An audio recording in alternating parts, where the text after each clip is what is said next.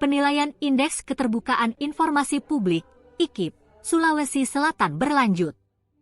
Kali ini, Komisi Informasi, Ki-Sulsel, melalui kelompok kerja daerah, Pokjada, menggelar Focus Group Discussion, FGD IKIP, di Hotel Claro, Makassar, pada Jumat 9 Agustus 2024. Sebanyak 10 informan ahli, diskusi bersama, meninjau penilaian IKIP Sulsel. Mereka berasal dari unsur pemerintah, akademisi, pelaku usaha, masyarakat dan jurnalis. Data dan fakta terhadap 77 pertanyaan terkait keterbukaan informasi dipaparkan. Lebih jauh, menjadi bahan peninjauan pada nilai yang diberikan informan ahli. Wakil Ketua, Ki Pusat, Dr. Arya Sandiyuda, hadir langsung membuka agenda FGD IKIP Sulsel. Dirinya menyebut, IKIP merupakan program prioritas nasional. Keterbukaan informasi publik sudah tertuang dalam Undang-Undang Nomor 14 Tahun 2008. Dr. Arya Sandi menyebut, ide Undang-Undang Keterbukaan Informasi Publik menyasar tata kelola pemerintahan. Sementara itu, Ketua Ki-Sulsel, Pahir Halim, menjelaskan ada 4 dimensi keterbukaan informasi yang diukur. Mulai dari aspek hukum, politik, ekonomi, dan sosial. Penilaian ini pun berbasis pada data keterbukaan informasi pada tahun 2023 lalu.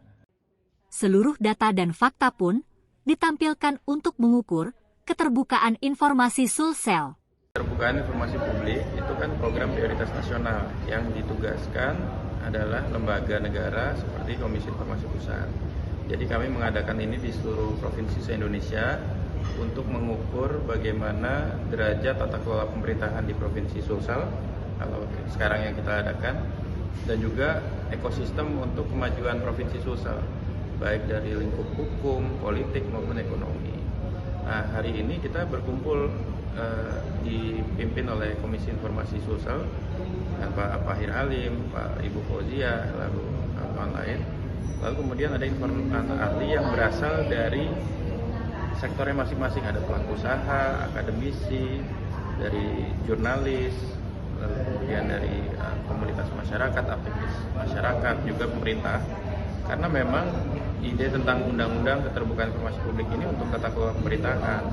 Jadi dia digunakan untuk melihat bagaimana layanan bisnis yang cepat dan murah, lalu kemudian bagaimana soal transparansi pemerintahan, keterlibatan masyarakat untuk mengawal, juga kemudian bagaimana mereka bisa menindak hal-hal yang sifatnya tidak bebas, gitu. Hal-hal yang sifatnya mengganggu kebebasan informasi publik. Gitu. Seperti apa keterbukaan informasi publik sekarang di Indonesia secara umum? Indeks keterbukaan informasi publik kita kan naik terus ya, tapi kan yang terpenting sebenarnya bukan angkanya. Ini ujungnya adalah demokrasi substansial, ujungnya adalah bagaimana ekosistem di satu provinsi bisa lebih bagus, jadi sudah berkurang monopoli media, lalu kemudian tidak ada lagi tekanan terhadap whistleblower gitu. Terus kemudian di sisi lain pemerintah makin transparan, akuntabel, partisipatif. Jadi sebenarnya kemenyeluruhan aspek keterbukaan informasi publik itu yang kita kejar di indeks. Jadi bukan, kalau ibarat sekolah itu bukan hanya berapa nilai dari siswanya, tapi bagaimana lingkungan pendidikannya mendukung atau tidak bagi tumbuh kembang siswa. Harapannya sendiri untuk Provinsi Sulawesi Selatan seperti apa dengan adanya kegiatan ini? Provinsi Sulawesi Selatan kan secara akar budaya memang sudah terbuka. Jadi kultur masyarakatnya sudah terbuka, biasa bertukar informasi, kumpul-kumpul, nongkrong-nongkrong, diskusi, bahkan bahas hal-hal berat begitu kan Pak Pahir ya.